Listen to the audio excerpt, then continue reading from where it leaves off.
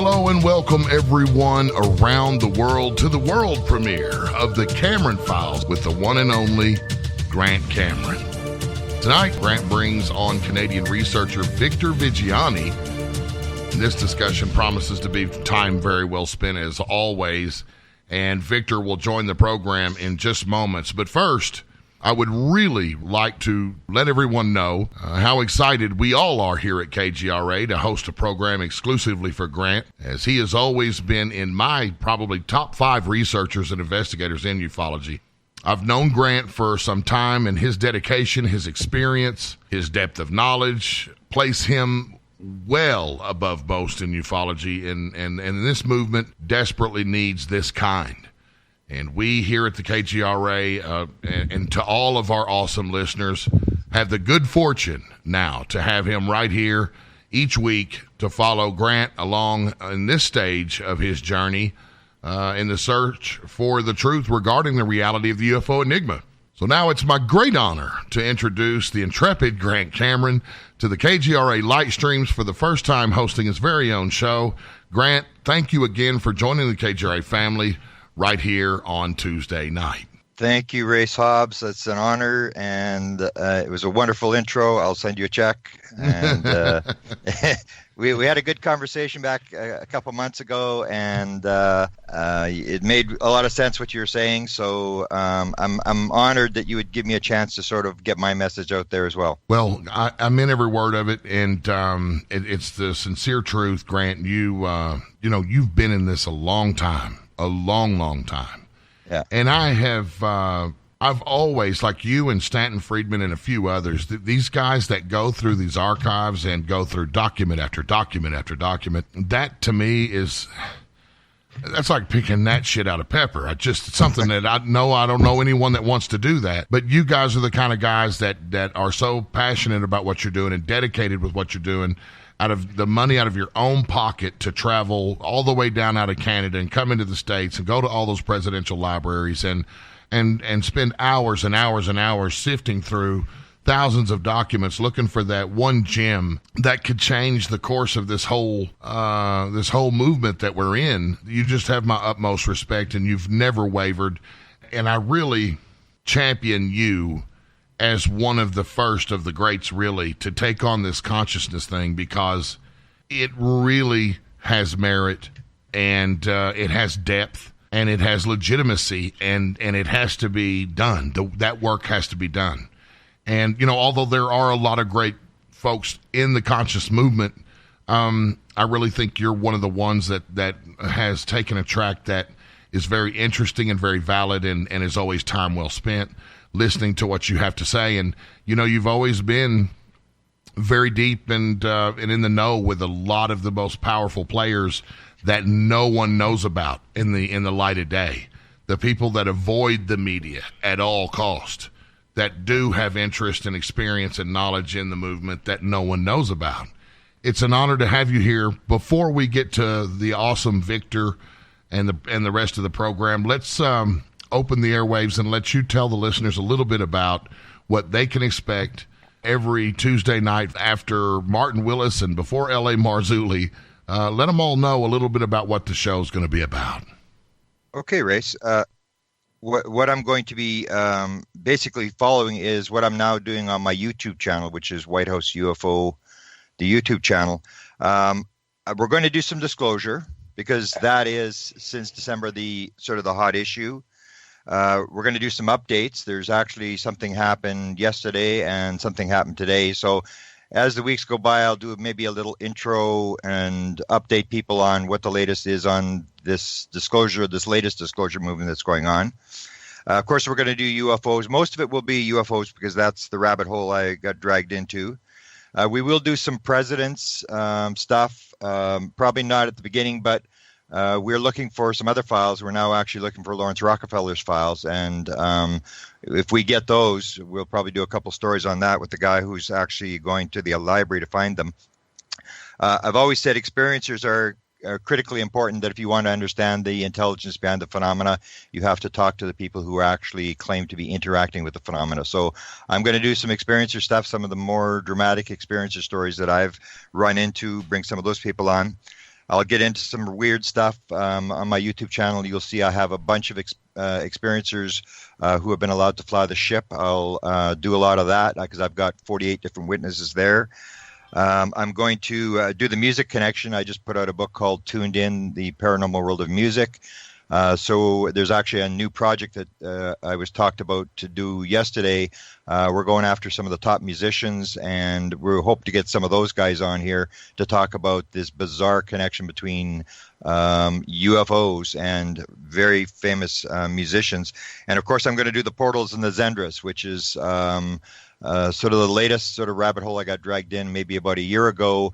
And this is this whole idea that there may be portal technology, there may be people who understand how portals work, and the Latinos call them Zendras. And I was actually involved in that story. So I'm going to go down that rabbit hole a little bit.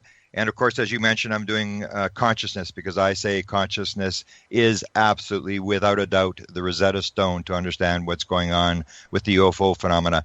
In the sort of the high-end world, I think they call it phenomenology. It's not just UFOs. That's why I called my book Managing Magic. It's more like magic. There's much more complex, as Jacques Vallée would say, much more complex than ETs flying around in little tin cans. Right. I may do some shows on question and answer shows where I get a lot of questions. And I have a rabbit hole thing that I'm doing Thursday night where I actually invite people to come on a Zoom interlock conference where if they send me an email at whitehouseufo@gmail.com, they get an invite, and all these people show up, maybe 40, 50 people all show up, and it's basically talking about whatever they want to talk about. So I'll do some question and answer shows where there's a lot of questions that I really don't get to sort of answer. They'll take a bunch of questions maybe in one show and answer those. And then occasionally, maybe the odd time, I will ramble for an hour and talk about what's the latest in ufology. You know, I'll tell you what, critical thinkers, get in line, because this is going to be the show you don't want to miss. That was better than I heard in my proposal for this show. But without getting too far down the track, we're now 10 minutes past the top of the hour, ladies and gentlemen. I want to open up the airwaves now and let Grant take over the show and bring on Victor. I know that you two are going to be in Vancouver in a very short amount of time, so I hope you guys are able to talk about that as well. But take it away, Grant. On December 16th of last year, the New York Times, the Washington Post, and Politico all went with the story that took each of them 2 months to put together. The way Leslie Kane described it for the New York Times was the story was basically laid out for them, which indicated to me that somebody behind the scenes had fed that story into all three news agencies. That story has absolutely changed the UFO world.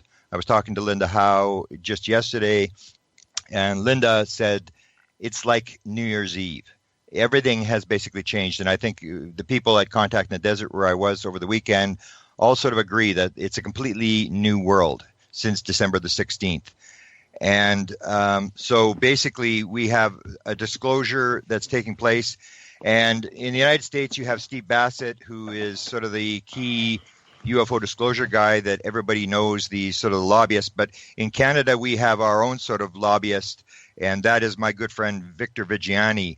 And he runs the ZlandCommunications news network, the first and only Canadian news network to report on and provide coverage on a wide range of issues dealing with the UFO ET issue and the geopolitical and social implications of an ET presence. And so I would like to introduce the sort of my audience to my good friend that I've had for many years, Victor Viggiani, and we're going to go over the work that he's been doing here in Canada to promote the UFO issue and to promote disclosure. Good evening, Victor. Good evening, Grant. It's great to be with you. Super. Yeah, I really appreciate your taking time from your valuable life to join me here and discuss the various issues. Let me start by going to a question. As you know, I have had some interactions with this Ron Pandolfi, who was maybe the guy who has the keys at the CIA to all the classified information. he and his wife had a number of open meetings last year, go-to meetings where people could come there and interact with Ron's wife. She always asked the question, and so this is the first question I have for you, because you've done a lot on the disclosure. What's your definition of disclosure? What do you think the word disclosure means in terms of UFOs? Well, it's like asking how long is a piece of string. You just don't really know. It's a very key question that I think that if I answered it 10 years ago, I would have answered it one way. If I had answered it 5 years ago, I would have answered it yet another way. But if I answer it tonight, and you asking me, what it's boiled down to me, and the overall practice of understanding the word disclosure is uncovering something and letting it free, the information free. What has always upset me with the idea of disclosure is that we have been put, we as the UFO research community, we appear to have been put in a position where we go cap in hand to the government and ask the government, pleading with the government to come forward and tell us what they know about this whole bizarre issue. And I am diametrically opposed to that particular position. We should not be going cap in hand to the government. The government owes us the information in many other different ways. So if you were to ask me right now what disclosure means, in terms of the government now, okay, let's just put it in that context. Okay. All we want to know from the government is what I would call is affirmation or acknowledgement. Just acknowledge that you know what's going on here. You know what the hell is going on. That's all we need to know from you. Just acknowledge that fact. Come out, tell the mainstream media, tell your electorate, and I'm talking about all the governments throughout the world, particularly the United States, they hold the keys to just about everything.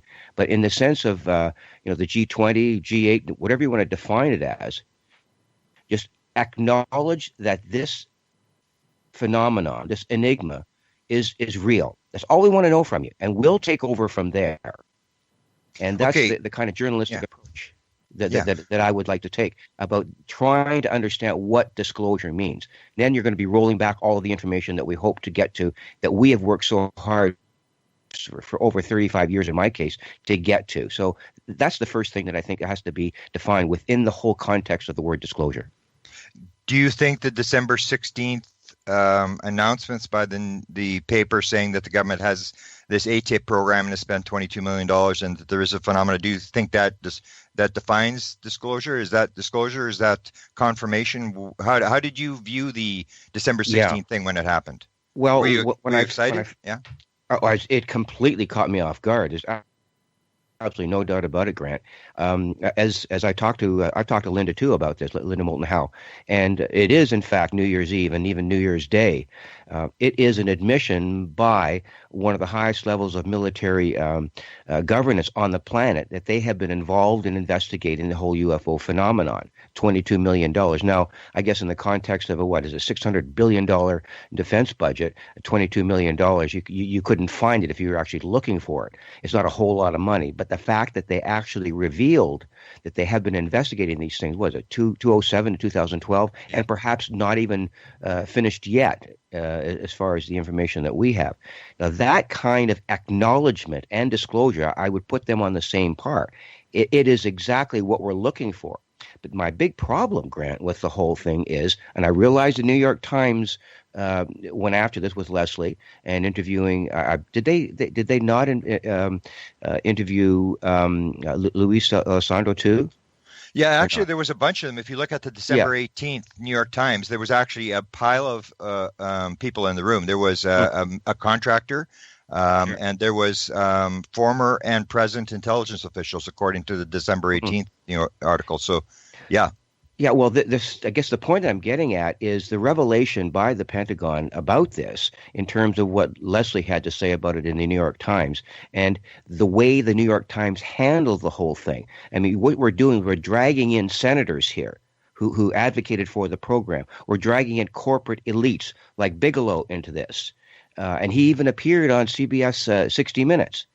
But the problem that I have with it, the media, the mainstream media, has failed to understand the crux of this whole issue.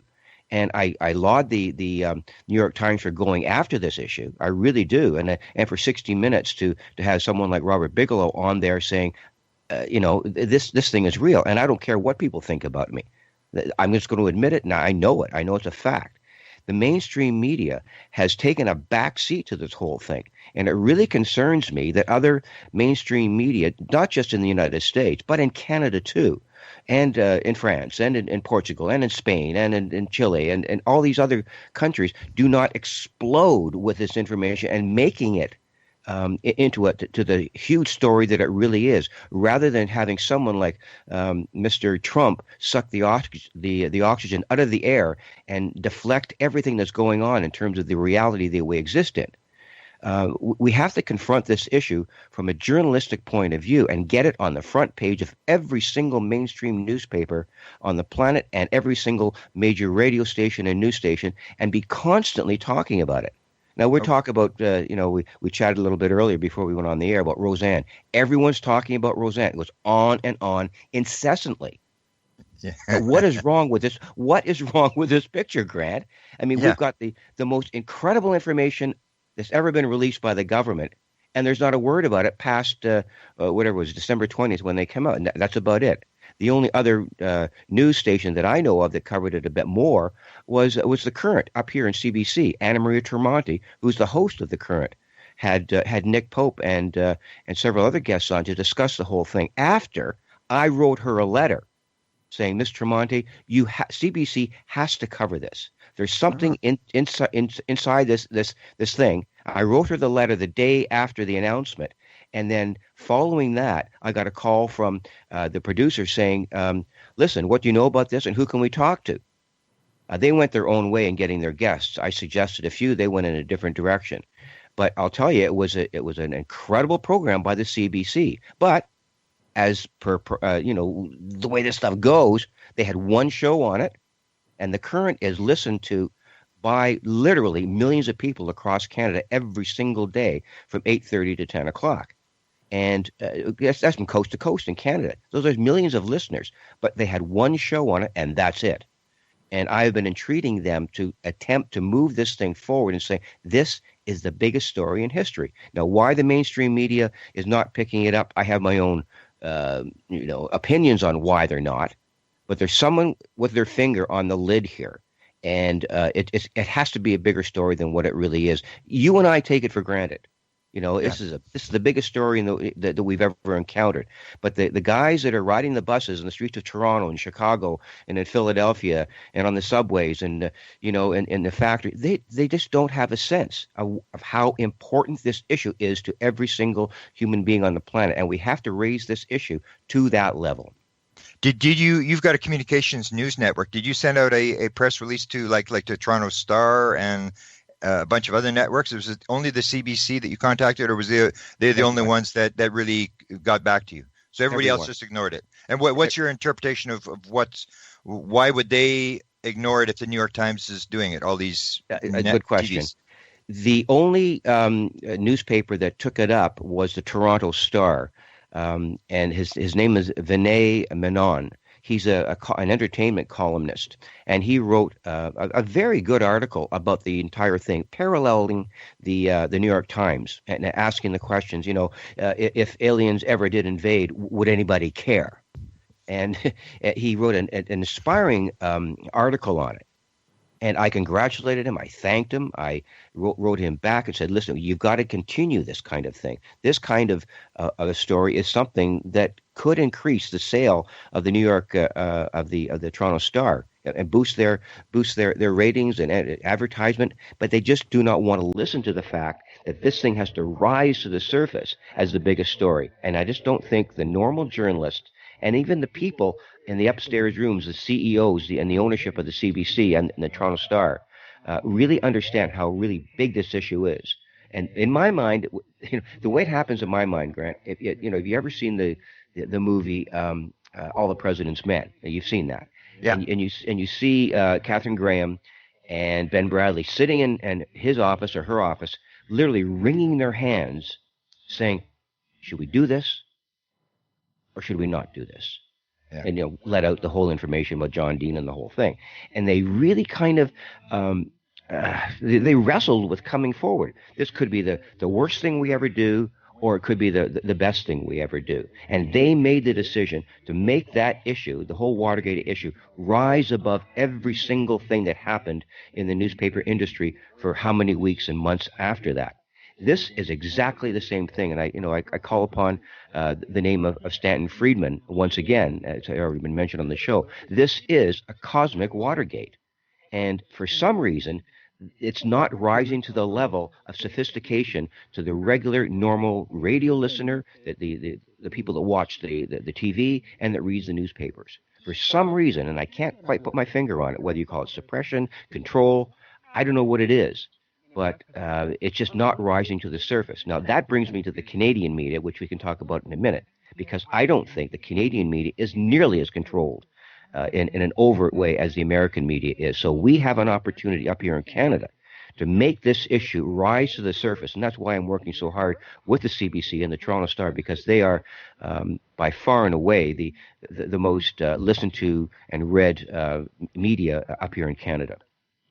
Okay, so after the break, we'll get into some of the successes that you've had, and you have had some successes. But let me ask you now, why do you think this is, and I've always seen it, like, it seems to be like an American story. Like, if you come to Canada, it sort of just drops off the radar. If you go to Britain, there was a couple stories done.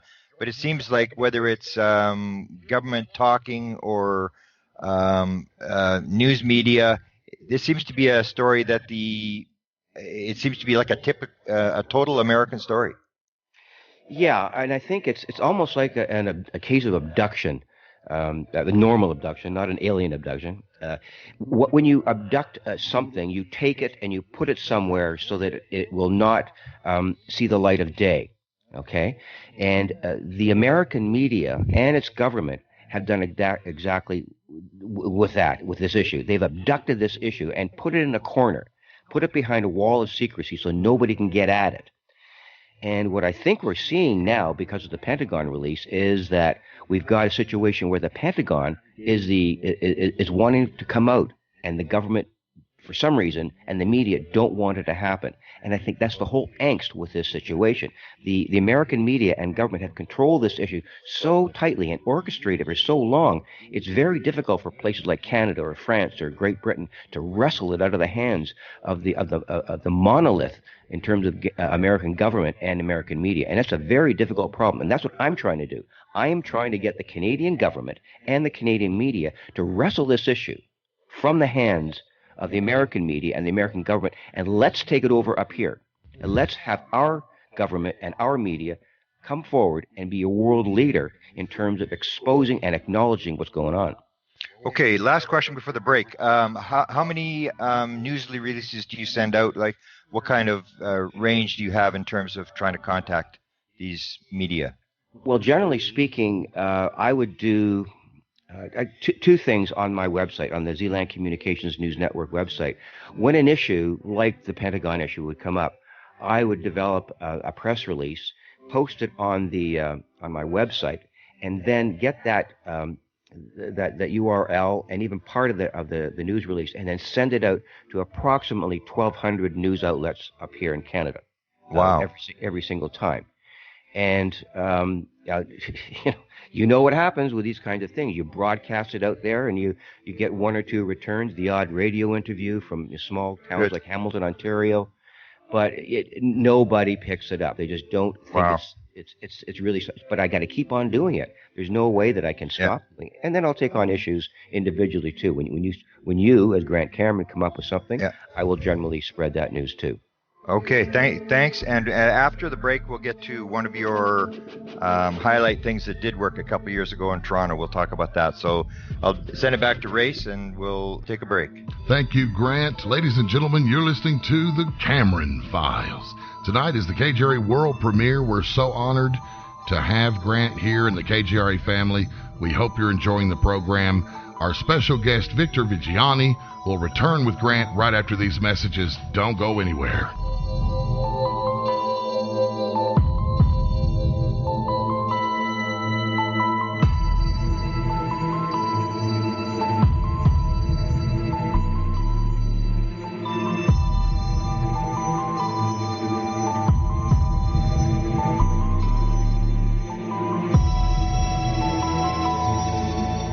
I'm a planner. Some of my friends say I'm a survivalist. I guess they're right, because when disaster hits, I have a survival plan, and it starts with my survivalist camp, my fully functional, off-the-grid bug-out house. And when the you-know-what hits the fan, I'm out of here. So what the heck is a survivalist camp? At first glance, it looks like a very nice RV, but it's really engineered to provide my family with 5 basic needs for survival: air, water, shelter, heat, and food. Survivalist Camps builds a camp to withstand all that nature and man can throw at it. It's fully mobile. My family and I can flee disaster fully self-sufficient in just moments. And its construction will last a lifetime.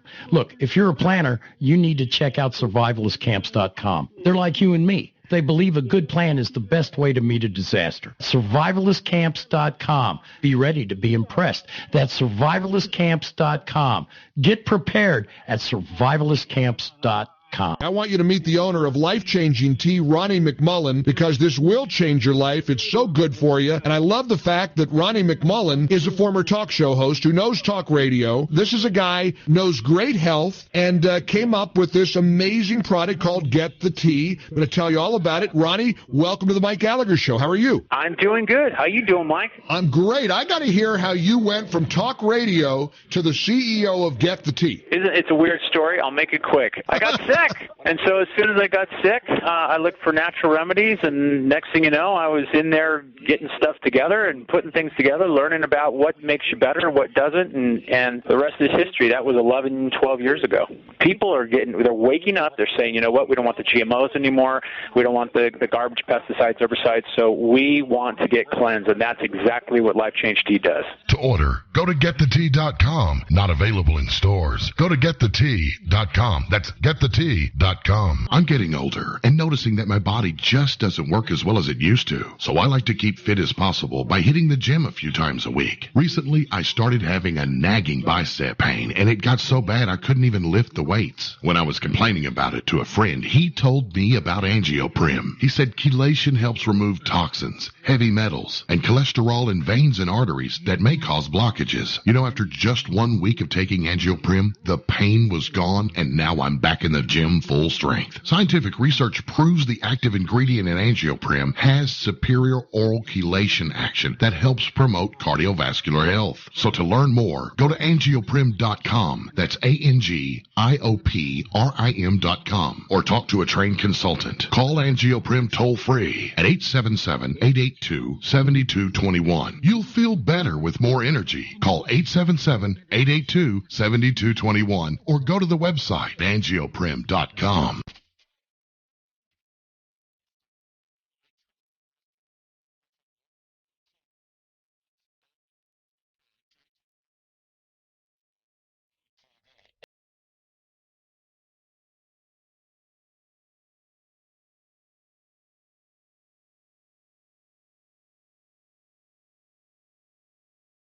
UFO TV is now streaming on Amazon Prime. Look for new films every week. Limited releases also on iTunes. For years, our listeners connect to the KGRA on various platforms like TalkStream Live, TuneIn, Spreaker, iTunes, iHeartRadio, and many more. Now, you can stream your favorite paranormal talk radio shows with our new fully integrated custom KGRA mobile apps for Android and iPhones. Listen to your favorite paranormal talk shows from any mobile device 24/7, free with smartphone or tablet. Buys custom features to access news, show pages, archives, contests, events, and live interactive chat rooms. Set show notification alerts and never miss your favorite live programs. All free and available to download in Google Play or the iTunes App Store.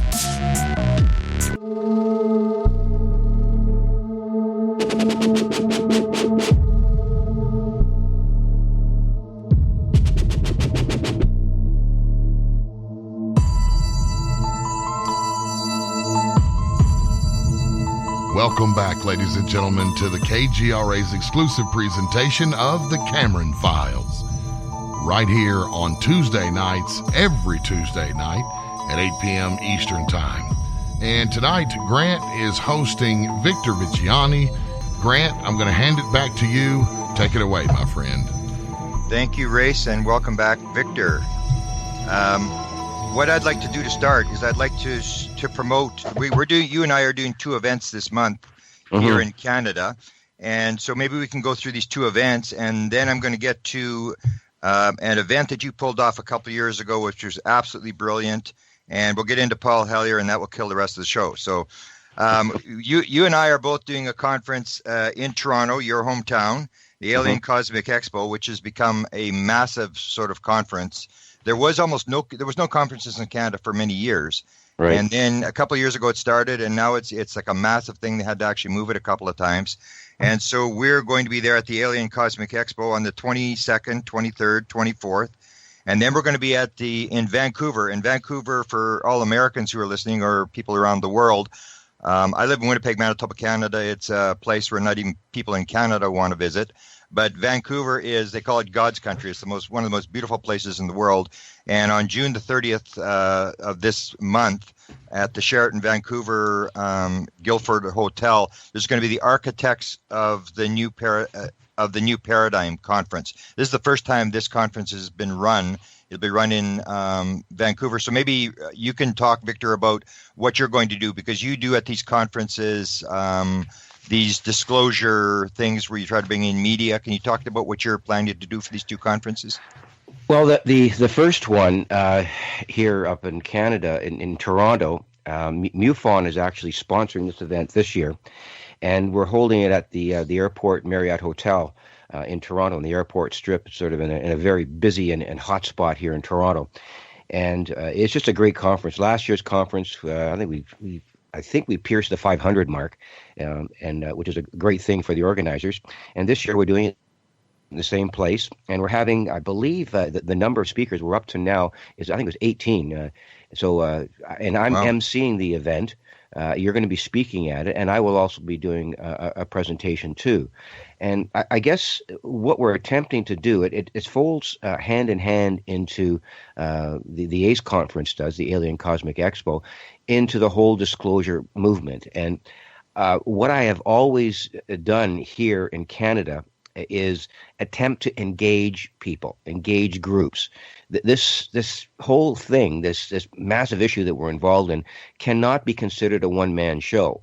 And I think a lot has happened over the years to kind of put us in a corner as a community, because there are too many, as far as I'm concerned, conferences that really do not accomplish anything. There's conferences for conference sakes, and it really doesn't advance the whole issue of disclosure. And when I began to become involved in it, I said to Joanne Eady, the first person who began to do, I said, Joanne, we have to engage more people, the media and everything. And that's the kind of thing that we're doing this year. I've been very critical of MUFON in the past about the way they have I wouldn't call it power and authority, but I know they've got influence here in Canada and in the States about the information they hold with regard to the whole UFO phenomenon. And they've been very, very tight-fisted about how they let that information go, and they've done absolutely nothing politically to advance this whole issue. And that's one of the reasons I've been critical of MUFON. But I met Stu Bundy, the National Assistant Director up here in Canada of MUFON, and he and I chatted for a while, and my view of MUFON was not a very positive one. But in talking to Stu, I got to understand that he wants the same things that I do, that we do. We want to engage as many people as we possibly can and make this an educational issue as well as a political issue. So Stu Bundy and his group have taken the conference over, and we've got a great alignment of speakers coming up. And I would really encourage people to, in the Toronto area, if you're listening, to come out to the Alien Cosmic Expo. All you have to do is Google that, Alien Cosmic Expo, and you'll come up with the tickets, the schedule, and the dates, and the speakers. And we are also going to be having a roundtable, a panel at the very end, moderated by my good friend Richard Syrett, who has the radio program on a Canadian radio station, the Conspiracy Show with Richard Syrett. So he's going to be moderating the panel that night with, I think, 7 or 8 members. I think you're on the panel too. So We're really going to be attempting to bring the media in. We have one significant multicultural radio station covering the whole thing. It's Chin Radio. It's one of our largest. It is the largest multicultural radio and television network here in Toronto, and it spans itself across the planet internationally. So they're going to be there at the conference, and this is the kind of thing I'm talking about: getting media engaged and saying, pardon my language, but how long has this been going on? And why don't we know about it? I want media to be asking those kinds of questions. And my response would be, well, it's been going on a long time, and you simply haven't been listening. So this is one of the ideas behind the way we're handling the conference this year. We want to engage media as best we can and move forward on the issues with all the different perspectives. Because on the Friday night, there's it's all dedicated. The whole day Friday is dedicated to the experiencers, to the abduction phenomenon, letting people come together and talk about their experiences. And Saturday and Sunday is all of the lectures and presentations. Yeah, and in Vancouver, you're going to host another disclosure roundtable or a panel. Although I think you may have some trouble. I was talking to Steve. He hosted the one at the Contact in the Desert, and he said, "I love this, man. I love moderating." So you may be fighting for the mic from him. Are you? Is it? so you're moderating a panel. I won't give it up. That's so, right. Well, so I'm essentially these panels at both. Yeah. Yeah. It'll be interesting to see. My basic role is to move the whole. It's a one-day conference, and it's just to move the whole thing along. Richard Dolan will be there, Steve Bassett, Danny Sheen is going to be there, and I'm really enthusiastic about having a former Watergate lawyer present his perspective on this whole issue, because I think it's one of the key things. And if we could make Danny's profile a little bit more public in terms of how he handled, the Carter situation and the Vatican situation back when he was the general counsel for the Jesuit headquarters in America. I think his story in the way he went about getting into the building to look at the Blue Book files, and then communicating with the Vatican to ask them for their files and their rejection of him as the Jesuit representative. I think that's a big story. Former Watergate lawyer doing that, all that kind of thing, which is it's just dead red meat. It's red meat for the media to say we have a Watergate lawyer who's been involved in all of that. Now he's investigating UFOs. Now, is that not a big story, or am I just blowing smoke here? So I think that it's something that the media has to pay attention to. And Jordan Peace and I, we're trying to get as many of the local media involved in all of this, as well as the national media across Canada. Yeah. Well, you did a good job. Now I want to go to this, and I will say quite honestly, this is one of the highlights of my UFO career. Is a couple of years ago in Vancouver, you managed to get a panel together. Paul Hellyer was there, I was there, Dolan was there, and you had a round table of media, or a bunch of people asking questions, about 6 of them. And that room was, I was at Citizens Hearing, and this was bigger than Citizens Hearing. It was like massive numbers of people, cameras all over the place. And so maybe you can talk a little bit about that event and how you organized that, and a little bit of how this thing worked out, because I was very impressed with how that thing went down. First of all, you misspoke yourself. It was in Toronto. Yeah, in Toronto. Yeah, in Toronto. Sorry. It was in Toronto. In any case, we called it the National Inquiry into UFOs. And so what I basically did with the sanctioning of Joanne Eady, the organizer at the time, I brought together 6 journalists from across Canada, and they came on as a panel. And then we had a receptive panel. Who was it? Help me here. Paul Hellyer was on it. You were on it. Nick Pope. Stanton Friedman. My goodness, there's the abductee. Help me here. The abductee. Fire in the Sky. Travis Walton. Travis Walton. Yeah. So those people were on a panel, and we had these journalists throw questions at them and get a response from them. And I think it was the very first time that I was ever aware of a situation anywhere in North America where a conference or an inquiry was held to have journalists have access, free and open access, to 7 or 8 of the top minds in the UFO community. I mean, as you know, the list that we showed with Richard Dolan and yourself. And I mean, it was just an impeccable array of people who had answers at the tip of their fingers. And these journalists, I made sure that they were people who were open to the issue, but had a critical kind of perspective on it. And they were asking questions of these people that I think the normal person would want to ask. Why is it important? What's going on in this whole issue? And why has it become secret? Why has it been held so secret for so long? And all of the nuances of all of that. And I think this is the very first time it's ever happened, I know, in Canada and possibly in the United States too. And the response to it was absolutely overwhelming. We got some great media coverage from it. Toronto Star, CBC covered it. It was really a watershed mark here in Canada. But, and here's the big but, as I said earlier, it happened on 3 days in June in 2016. The balloon floated for a while, and then it receded. And I placed the fault on the media. They didn't pick up the pieces that we laid out, the Hansel and Gretel kind of thing, the little pieces of little nuggets of information that they could have followed and put some little, eager journalist on to follow the story through. Why is the former Minister of Defense, Paul Hellyer, why is he interested in this? Or why does he feel it's important for Canada and all of North America, and in fact all of humanity, that we pay attention to this issue? They never asked those kinds of questions. But I do sort of feel good about what we did and how we handled it. And I think it moved things forward once again, just like the citizen hearings did in Washington. It moved things forward, not as far as we want them. We still got a long way to go. But I think here in Canada, it's an issue that, as I referred to earlier in the program, that the Canadian media is much less sophisticated in terms of control by the higher levels in government or other, shadowy government situations. The media up here is very naive about this situation, extremely naive.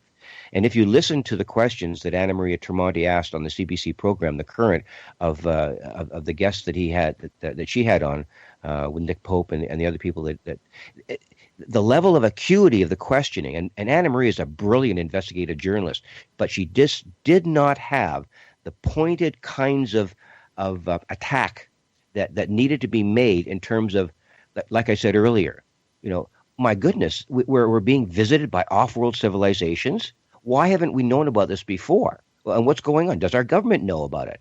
She didn't pursue all of that kind of stuff. And that's the kind of approach that I wanted to take at the UFO inquiry that we had in 2016. And one other significant incident did happen at the time, and I'm sure you remember it, is when I began... NORAD issue. Yeah, the NORAD issue. Yeah, that's on your website, right? If people want to look this up. What's your website? ZlandCommunications. All they have to do is Google ZLand, ZLAND, Communications, all one word, and they'll come up with an array of press releases and editorials regarding this. Yeah, go ahead and tell. This is a dramatic story. Yeah, it really was.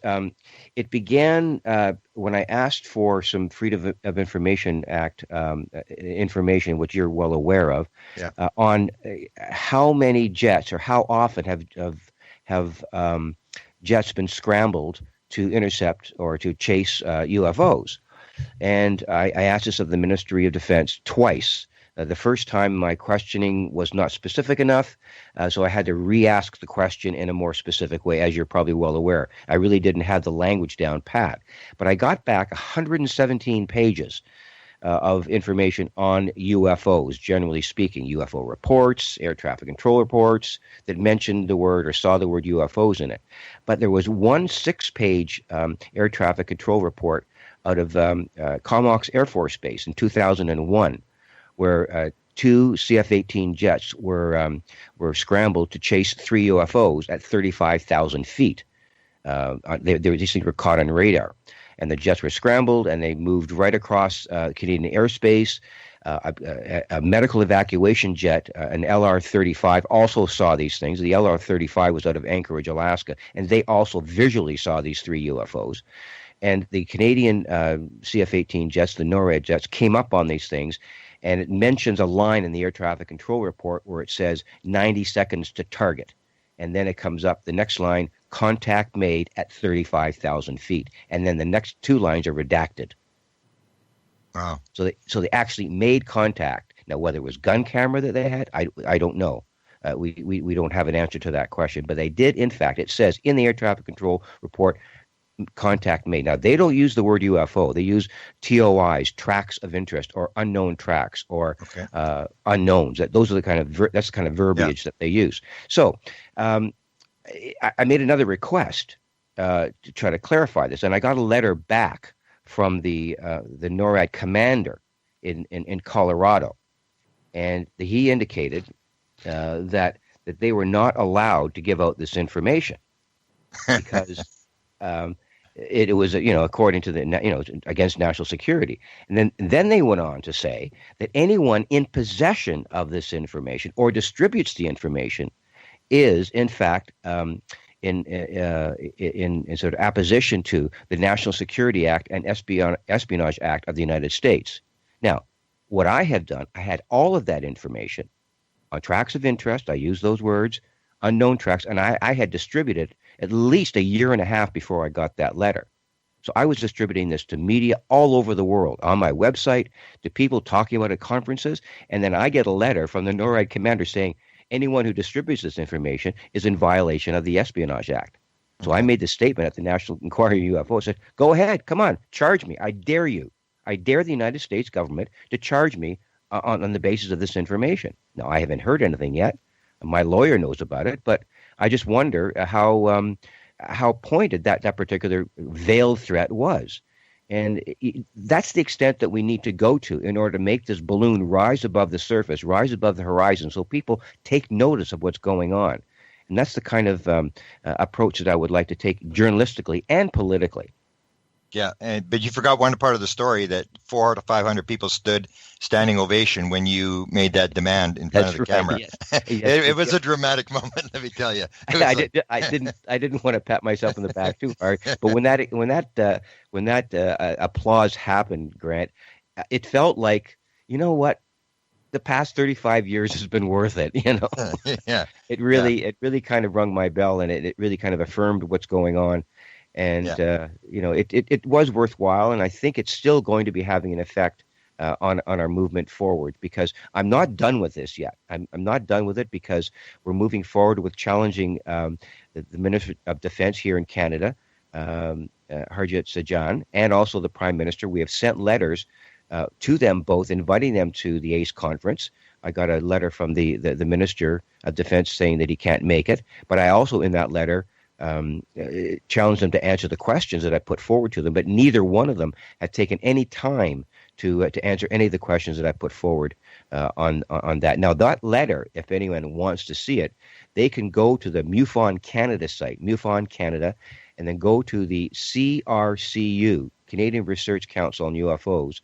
There's a website link there, and they can see all of the letters that I've written on behalf of MUFON to the Prime Minister and to the Minister of Defense and to the media. I've distributed these things to the media too, to find out how the government is going to react to our request to be cooperative in coming forward with this information. So we'll just see how they react to it. I'm not expecting anything, but the fact of the matter is we have to do it. We don't have a choice. We just can't sit back and do nothing.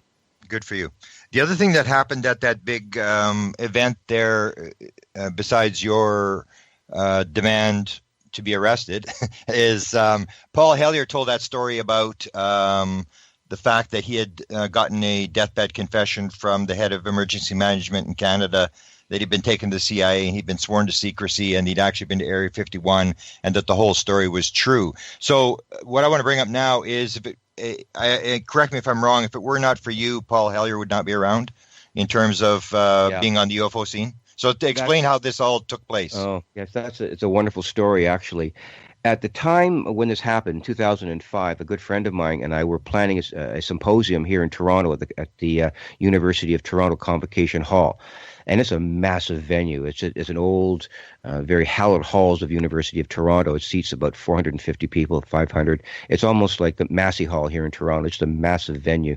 And before the whole thing happened, I was doing a radio program on CFRB here in Toronto with Errol Bruce Knapp, who I know you know, the late Errol Bruce Knapp. And we finished the program. This was, I believe, was in May of 2005, and we were just planning the symposium for the following September. So we were about 5 or 6 months away. And so Errol and I finished the show, And I got a telephone call from the operator in the other side of the glass. He said, Victor, there's somebody on line 2 that needs to speak to you. And it was 1 o'clock in the morning. I was tired. I really didn't want to talk to anybody. But he said, take it, please. So I did. And his name, I'll call him Peter for lack of a better word. He said, Mr. Viggiani? I said, yes. And he said to me, you have to talk to Paul Hellyer. And I said, back then, 2005, I knew Paul. I knew of Paul. I didn't know him personally. He was the Minister of Defense, and I think he was also the Minister of Housing or Transport, or both, under Trudeau and Lester Pearson. So, I knew of him. I grew up under the shadow of his almost beating Trudeau at that convention. He could have been our prime minister. In any case, I said, fine, okay, I'll contact him. He gave me some contact information. And I waited about a week or so, and I called Mr. Hellyer, and I said, Mr. Hellyer, this fellow Peter is a friend of yours. They went to the same Bible study group, and they've known each other for years and years. As a matter of fact, the fellow Peter had handled one of Paul's election campaigns. In any case, I talked to Mr. Hellyer. I said, this fellow Peter says that you may have an interest in the UFO issue. And the phone kind of went dead. He said, well, yeah, kind of. I said, well, how? He said, well, I'm right in the middle of reading a book the day after Roswell by Philip J. Corso. I said, oh, interesting, very interesting. Former Minister of Defense, going through my mind at the time, former Minister of Defense reading a book on Roswell.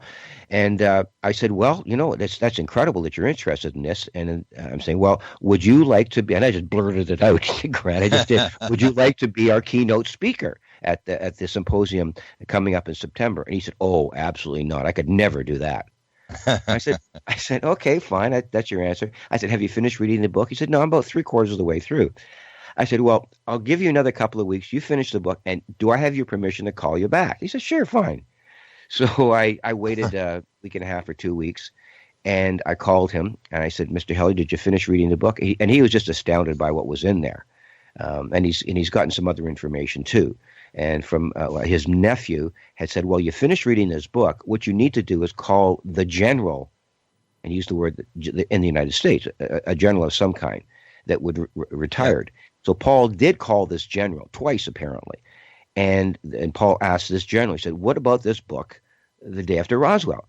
And so the general said to him, everything in that book is true and even more. And on that basis, that's all Paul Hellyer said to me that he needed. And when I asked him, I said, do you now want to be a keynote speaker at the symposium coming up in September? And he said, yes. And the rest is history. Wow. Fantastic. Yeah, go ahead. It's incredible. The day that I actually let the information out, I did a press release on PR Web, and I let it out, and within 1 hour, Grant, 53,000 reads of this letter of the press release. It just went viral, and he was interviewed by everybody and their brother, even before and after the conference, and the books that he's written and all the work that he's done as a real soldier in terms of his profession of the belief that humanity needs to know about this story. And to this day, Paul will be the stalwart in my history books as to whether or not this thing does come out in the way we want it to. He's about 95 now, for 94. Yeah, I think his 95th is coming up in August. He's still out and about. Is he still? He's still. Well, actually, he sequestered himself for the last 3 months that I know of. He's writing which I guess you'd call his memoirs, and people have been calling me to say, can we have an interview with Mr. Hellyer? And I said, listen, I'll just tell you something. He's said no to every interview so far. So he's really, I guess because of a combination of his age and just what's going on in his life, he's still well. I mean, he's still sharp as a tack, but he needs to be really, he told me this, he needs to be really focused on this book, and he wants to get it out, and he wants to get it right. So, and he's asked me for different things in terms of information about certain things within the book. And so we retain a close communication to this day. Beautiful. Okay, so we'll close it at that. We're going to be in Vancouver the 30th of this month, the architects of the new paradigm, and we're going to be both Victor and I in Toronto, the Alien Cosmic Expo, the 22nd, 23rd, and 24th. And thank you very much, Victor, for helping me out here and the information. And thank you so much for all you've done to move this issue down the road. You're one of the key people in Canada, and I appreciate everything you've done. Well, thank you very much, and I really wish you good luck with this program, Grant, because it's one of the great ways for people like yourself with the wealth of knowledge and the way you work at this issue, one of the good ways that we can get this information out to the rest of the human family. Thank you very much for this opportunity. Beautiful. Have a good night. Wow, what a powerful show. You know, the 1 hour goes by so quickly, and I told Grant in the proposal, didn't I tell you, Grant? Yeah.